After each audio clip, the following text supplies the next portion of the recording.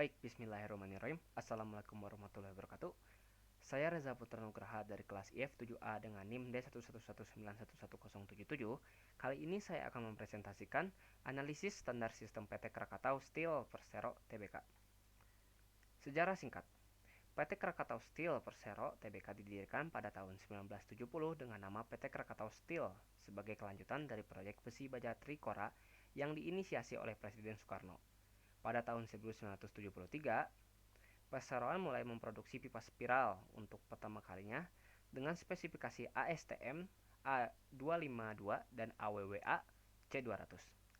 Dalam waktu kurung satu dekade, Perseroan mampu menunjukkan perkembangan bisnis secara signifikan melalui pembangunan berbagai sarana produksi seperti pabrik besi spons, pabrik bilet baja, pabrik baja batang kawat, serta fasilitas infrastruktur pendukungnya yaitu pembangkit listrik, pusat penjernihan air, pelabuhan, dan juga sistem telekomunikasi. Berbekal dengan pengolahan dan juga profesional, kelengkapan sarana infrastruktur yang dimiliki dan kemampuan teknis dan produktivitas yang tinggi, Perseroan berhasil memperoleh beberapa sertifikasi. Di antaranya adalah sertifikasi ISO 9001, ISO 14001, OHAS 18001/SMK3, ISO 17025 dan juga sistem manajemen pengaman yaitu SMP. Pada tahun 1973, Perseroan memproduksi pipa spiral untuk pertama kalinya dengan spesifikasi ASTM A252 dan AWWA C200. Sejak tahun 1977, Perseroan telah memperoleh sertifikat APL 5L dan sertifikasi BC1. Pada tahun 2009, yang merupakan standar building dan construction authority yang dikeluarkan oleh negara Singapura.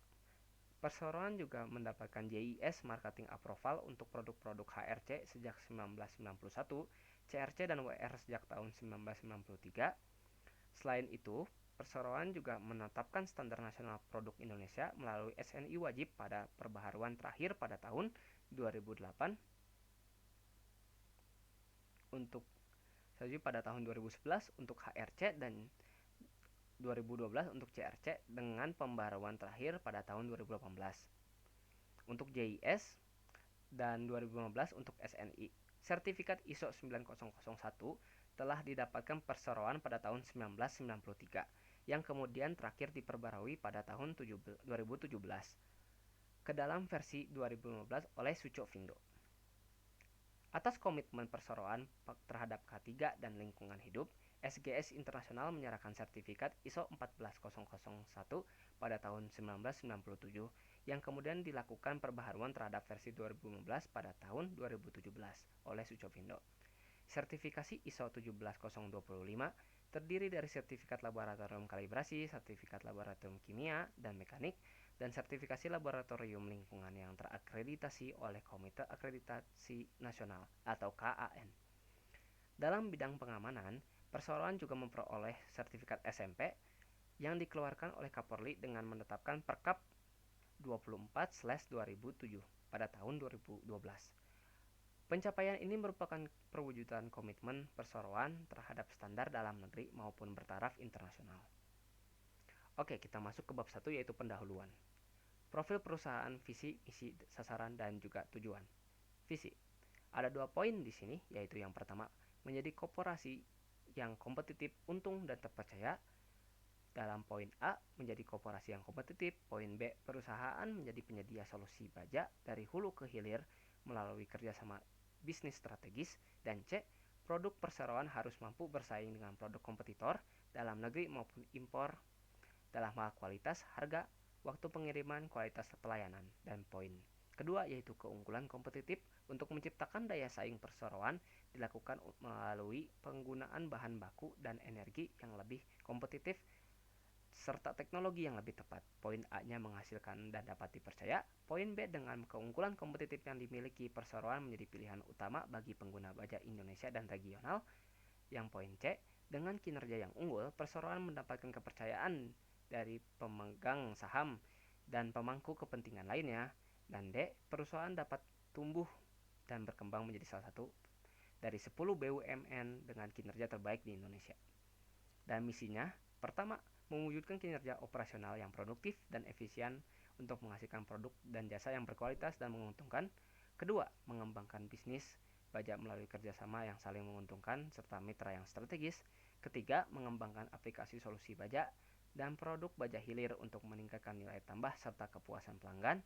Keempat, meningkatkan nilai bisnis grup dan memberikan kontribusi positif dan mengoptimalkan rantai pasokan. Dan kelima, mengembangkan talenta terbaik untuk dapat berkontribusi optimal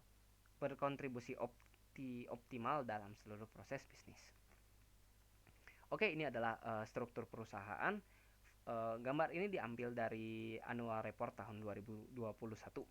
Kita bisa lihat direktur level berwarna gelap, vice president berwarna biru lebih muda walaupun memang masih gelap, dan yang ketiga yaitu manager level yaitu biru muda. Oke, kita bisa lihat ya di sini ada dewan komisaris. Lalu di dewan komisaris ini terhubung ke komite audit, komite pengembang usaha dan pemantau manajemen risiko, komite nasional nominasi dan juga remunerasi. Lalu ke bawah kita masuk ke direktur utama. Direktur utama ini terpecah lagi menjadi beberapa bagian. Yang pertama adalah corporate secretary, legal risk management, direktur pengembangan usaha, direktur corporate, direktur produksi, corporate business development, research technology, ISM Blast Furnace Complex, central maintenance dan production plan and quality assurance, dan di bawahnya adalah health safety and environment. Lalu di sampingnya ada direktur komersial, di bawahnya ada sales KM and project, di bawahnya ada sales distribution and small account, di bawahnya ada marketing dan commercial excellence, strategic material and service production, corporate regulatory affair, kemudian direktur keuangan, di bawah ada accounting dan corporate finance. Kemudian sumber daya manusia yaitu ada human capital management dan security general affair. Oke, kemudian apakah ada media sosial? Sesuai uraikan dan jelaskan beserta gambar media sosialnya. Di sini PT Krakatau Steel Indonesia memiliki akun YouTube dengan 1.000 pengikut, akun Facebook dengan 6.000 pengikut, Twitter dengan 8.000 pengikut, dan juga Instagram dengan 57.000 pengikut. Oke, bab 2 identifikasi. Identifikasi pertama yaitu kondisi TI saat ini. Perusahaan PT Krakatau Steel Persero memiliki sebuah website sebagai lahan informasi tentang perusahaan tersebut. Hal ini dapat dianalisis beberapa kriteria ITL yang dapat menjadi standar tata kelola IT. Yang pertama adalah tersedia. Layanan harus selalu tersedia dan juga tersedia saat dibutuhkan pengguna. Dan di website PT Krakatau Steel Persero terdapat fitur produk untuk memfasilitasi pengguna dalam melihat produk yang tersedia. Nomor 2 adalah dapat diandalkan. Layanan harus dapat diandalkan dan dapat dipercaya untuk bekerja dengan baik dan juga memenuhi kebutuhan pengguna. Dan pada website PT Krakatau Steel Persero mempunyai sumber daya manusia yang mumpuni untuk mengelola website tersebut agar tidak terjadi kendala dalam mengaksesnya. Yang ketiga adalah dukungan. Layanan harus dilengkapi dengan dukungan yang memadai untuk membantu pengguna dalam menggunakan layanan. Dan pada website PT Krakatau Steel Persero sudah dilengkapi dengan navigasi menu yang diinginkan oleh pengguna. Kapasitas. Layanan harus dapat menangani volume yang diharapkan dari permintaan pengguna dan harus dapat diperluas sesuai dengan kebutuhannya. Dan pada PT Krakatau Steel sudah menggunakan layanan hosting yang premium untuk menangani dan mengatasi terjadinya overload kapasitas pengguna dalam mengaksesnya. Skalabilitas. Layanan harus dapat diperluas atau diperkecil sesuai dengan kebutuhan tanpa menurunkan kualitas layanan. Pada PT Krakatau Steel Persero sudah menggunakan bahasa internasional yang dapat menjangkau konsumen lebih luas dan juga memfasilitasi pengguna di seluruh dunia. Poin nomor 6 yaitu Poin nomor 6 adalah dokumentasi. Layanan harus dilengkapi dengan dokumentasi yang jelas dan lengkap untuk membantu pengguna dalam menggunakan layanan. Dan pada website PT Krakatau Steel sudah dilengkapi dengan fitur layanan dokumentasi laporan tahunan, keuangan, dan lain-lain. Kompabilitas. Layanan harus kompatibel dengan sistem dan perangkat lain yang digunakan dalam organisasi dan PT Krakatau. Dan PT Krakatau Steel Persero, platform yang digunakan sudah menunjang informasi produk dan lain-lain, yaitu menggunakan website yang tentunya dapat kompatibel dengan semua perangkat dan bisa dijangkau oleh semua orang. Oke, kondisi IT yang diharapkan dari analisis yang tadi kita dapat menyimpulkan bahwa kita dari 7 poin ini ada beberapa hal yang harus menjadi PR yang harus ditambahkan dalam website itu, yaitu dari poin tersedia website Krakatau Steel sudah menyediakan pilihan informasi dengan interface yang sudah mumpuni, berarti sudah lolos di bagian tersedia. Dapat diandalkan website PT Krakatau Steel yang telah memenuhi kriteria dapat diandalkan bagi segi informasi hingga support dari pegawai untuk melakukan maintenance website. Dukungan, belum adanya fitur. Pada poin dukungan ini belum adanya fitur live chat dengan admin jika ingin membeli sesuatu. Pengguna harus mendatangi PT tersebut, diharapkan adanya penambahan fitur tersebut. Jadi pada dukungan ini sendiri belum ada online chat ya di dalam websitenya, yang membuat tidak efektifnya penggunaan website tersebut. Kapasitas, server sudah memadai untuk trafik yang berat. Skalabilitas, PT Krakatau Steel memiliki dua bahasa. Hanya saja menurut saya lebih baik jika ditambah bahasa Cina karena kerjasama Indonesia dekat dengan Cina. Jadi skalabilitas ini dari PT Krakatau sendiri hanya mempunyai dua bahasa, yaitu Inggris dan Indonesia. Memang ini adalah hal opsional untuk menambah bahasa Cina, tapi untuk memperluas dan juga meraup bisnis yang lebih besar, kita harus mengambil semua fitur yang ada untuk dapat mendominasi di pasar luar negeri juga. Tidak hanya harus yang berstandar Inggris saja atau berstandar Indonesia saja. Dokumentasi. Untuk dokumentasi, PT Krakatau Steel sudah memenuhi kriteria dokumentasi. Kompabilitas, PT Krakatau Steel telah memenuhi kompabilitas. Bab 3, analisis. Oke, dari analisis ITL tadi dapat dibagi menjadi 4 bagian ya, dengan analisis SWOT, yaitu strength, weakness, opportunity, dan threat. Kekuatan dari PT Krakatau sendiri memiliki website yang kuat dari segi informasi dan server.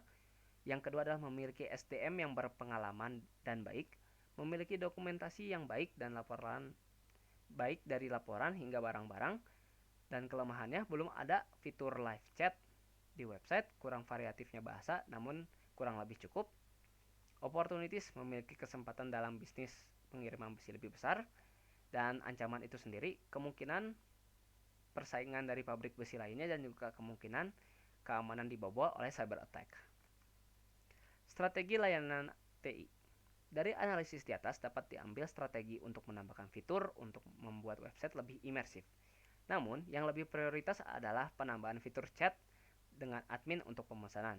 Dari keamanan dan standar telah mencukupi. Jadi selebihnya penambahan tadi adalah opsional, dan juga jika ingin menambah fitur itu lebih baik lagi untuk lebih dapat imersif pada pengguna.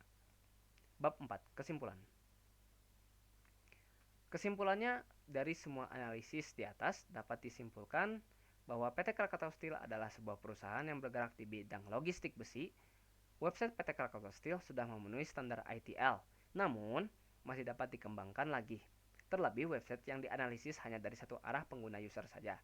Jadi dari poin kesimpulan ini, website yang saya analisis, yaitu website PT Krakatau Steel, hanya dapat dianalisis bagian usernya saja, tidak bagian backend-nya. Oleh karena itu, saya menyimpulkan bahwa bagian backend PT Krakatau Steel ini dengan budget dan juga human resource yang baik, menurut saya sudah memenuhi standar dan juga cukup aman dalam pengiriman data, menyimpan data, dan juga membuat data. Oke, daftar pusakanya yaitu adalah pertama annual report tahun 2021 dan juga explore to go, ini adalah file profil PT Krakatau Indonesia, PT Krakatau Steel Indonesia. Oke, kurang lebih seperti itu presentasi dari saya. Kurang lebihnya mohon maaf. Minal taufiq wa hidayah. Assalamualaikum warahmatullahi wabarakatuh.